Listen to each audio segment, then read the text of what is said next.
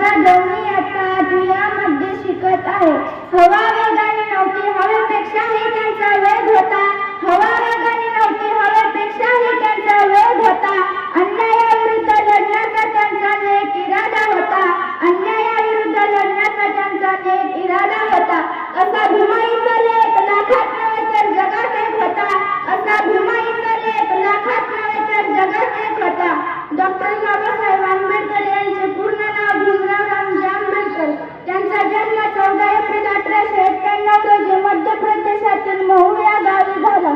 समतेचा बंधुतेचा मार्ग दाखवणारे मार्गदर्शक, भारतीय राज्यघटनेचे शिल्पकार डॉक्टर बाबासाहेब आंबेडकर.